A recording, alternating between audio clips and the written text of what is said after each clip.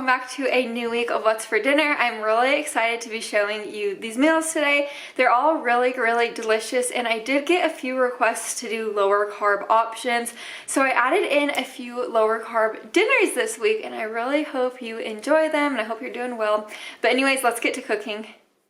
We're gonna start out by making these Parmesan zucchini boats. I've made them a couple times on my channel before. They're just really good. So to begin, I have 4 zucchinis. I just cut them like that, and now I'm scooping out the center of the zucchinis. I'm using a cookie dough scoop, but just take out the center however you choose to do so. I did use the extra zucchini centers for a different recipe for breakfast the next morning, so I wasn't being wasteful. I just wanted to let you know.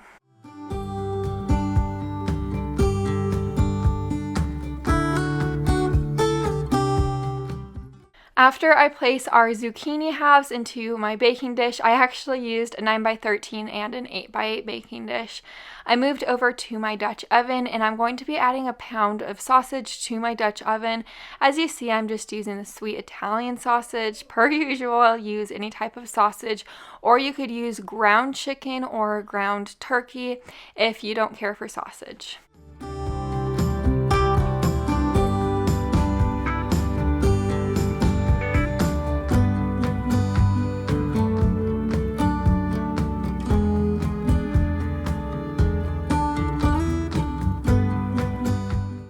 Once your sausage is completely cooked and you drained out all of the excess grease, you're going to be adding in about 23 ounces of your favorite type of marinara sauce. I'm just using the Prego marinara sauce because that's what my family likes.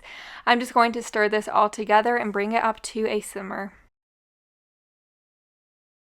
Of course, I can't forget about my cheeses. I'm just adding in 3/4 cup of Parmesan and a little over a cup and a half of some mozzarella. I'm going to stir this all together and let that cheese melt down.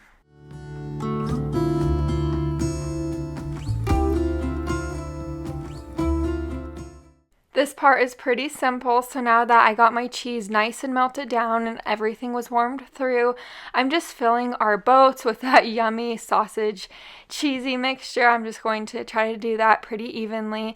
This is going to go into a preheated oven to 400 degrees for about 25 minutes. I did put some extra mozzarella cheese on top, and then I threw the broiler on for an additional minute after these were cooked just to get that cheese nice and bubbly. Here is the finished product. I just served our zucchini boats with a side salad. These are amazing, probably one of my favorite meals ever. These just have wonderful flavor, and then they are made in zucchini boats, so you get some veggie in there. Actually, the whole night I was making this meal, Brindley thought I had to hold her, so I wanted to show you her. But anyways, now we're going to be making a cauliflower rice casserole. I was skeptical about this one at first, but it really is delicious. To get this one started, I'm going to be frying up about 4 to 5 strips of bacon. Use more or less bacon depending on your preference. And just like magic, now our bacon is completely cooked. I just removed it to a paper towel lined on a plate to absorb some of that grease, and I did leave the remainder of the grease in the pan to cook the chicken with. So now I added a pound of boneless, skinless chicken breasts that I cubed into smaller pieces. To season it up, I used onion powder, garlic powder, paprika, salt, and pepper. I'm just going to cook this chicken completely through.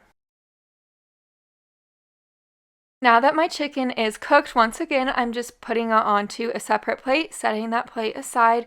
So now to work on the casserole part of this, I'm just cracking 2 large eggs into this bowl, and I'm going to whisk them up.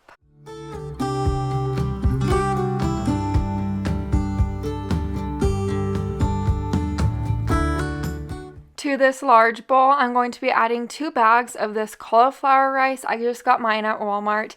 This was a frozen cauliflower rice, but I did steam it in my microwave so that it was completely cooked through and all that. And I'm also going to be adding in this 1 bag of frozen broccoli florets. Once again, I did steam this in my microwave first.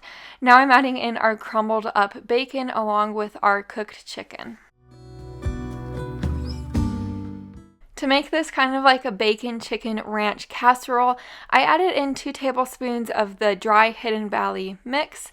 And then for our eggs, I'm just adding in our 2 scrambled eggs. The eggs are going to work as kind of like a binder to hold everything together. And now for our sharp cheddar cheese, I added 1 cup of sharp cheddar cheese and I'm going to stir everything together. We can't skip out on any flavor, so now I'm adding in a little bit of some salt, pepper, onion powder, garlic powder, and paprika. Once again, I'm going to stir everything together.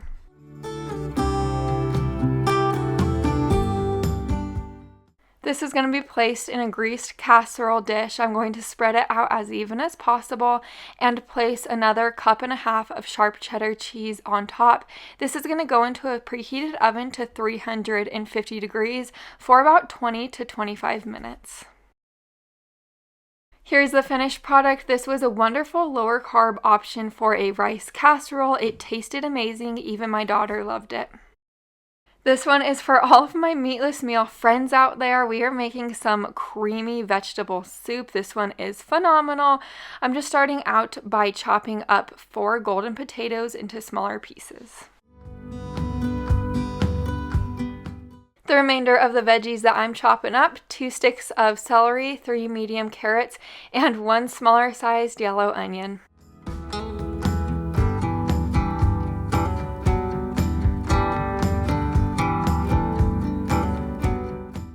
To my large pot, I have 3 tablespoons of hot olive oil in there, and then I added in our celery, carrots, and onions. I'm going to stir these together and let them get soft. Now that they are soft, I'm going to add in our 4 cloves of garlic, stir this around, and let the garlic become fragrant.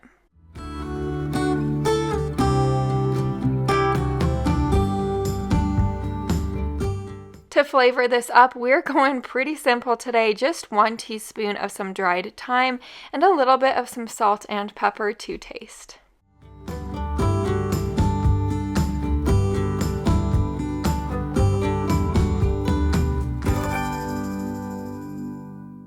It's time to add in our golden potatoes along with our 4 cups of some veggie broth. I'm going to stir all of this together and then bring it up to a boil, drop it down to a simmer, and put the lid on and cook this for about 20 minutes or until the potatoes are nice and fork tender. Now that they are fork tender, I kind of mash them up a little bit to make this a little creamier and that type of thing. But now we're going to add the remainder of the ingredients. So 1 cup of some frozen peas, 1 cup of frozen corn. I'm going to stir this all together. And now for the milk, you could use plant-based milk, but I just used 2 cups of normal milk. I'm going to stir this all together, let everything heat through, and now it's ready to serve. Here is my bowl of soup, all completed. This was such a wonderful meatless meal. Also, it was a really nice twist on a vegetable soup. It was nice, creamy. Also, it made for great leftovers the next day. And then here is Brinley. She was sitting on Grandpa's lap and eating dinner. She was kind of being a stinker on that night. She did not want to eat her dinner in her high chair. She had to sit on somebody's lap. Of course, I need to show you this baked fall-off-the-bone barbecue rib recipe. We're going to start on the rib rub first. So into this bowl, I added in a tablespoon of garlic powder, 1/4 cup of brown sugar, tablespoon of some granulated garlic, a teaspoon of chili powder, a tablespoon of smoked paprika, teaspoon of salt, teaspoon of pepper, and then a teaspoon of cumin. You're going to mix all of these seasonings together. Yes, that was a lot of seasonings I listed, but these ribs are going to have a ton of great flavor. To my cooking tray with my 3 pounds of baby back ribs on there, I'm just adding some of that rib rub to each side and rubbing it in with my hands. It does get a little bit messy, but it's worth it.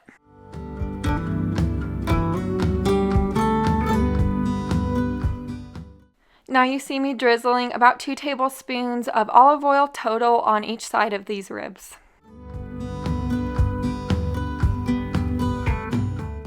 This part is pretty important. Now I'm going to put each of our racks of ribs in some aluminum foil and I'm going to close it pretty tightly. This is going to steam the ribs and make them nice and fall off the bone in the end. This is going to bake in a preheated oven to 300 degrees for about 3.5 to 4 hours.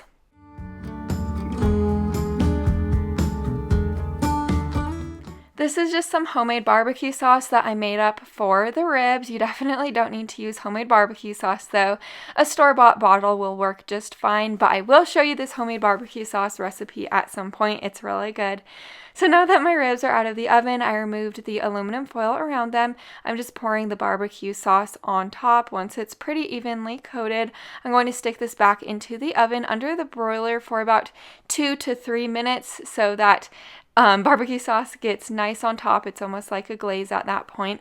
And here's my plate of food. I just served my ribs with a baked potato and a side salad. These ribs are fall off the bone. It's my dad's recipe, and it's the only recipe I ever use for ribs. It's delicious, and my family loves it. And that is a wrap of another week of What's for Dinner. I really hope you enjoyed it. And a little house update. We are actually, the day you see this video, we are leaving to Utah and we are driving there. So hopefully this coming week I will be showing you a house tour and I will be showing you the kitchen and all that type of stuff. But I hope you're doing well, and if you are new here, we'd love to have you. So go ahead and subscribe down below the video, and I will see you in the next one. Bye for now.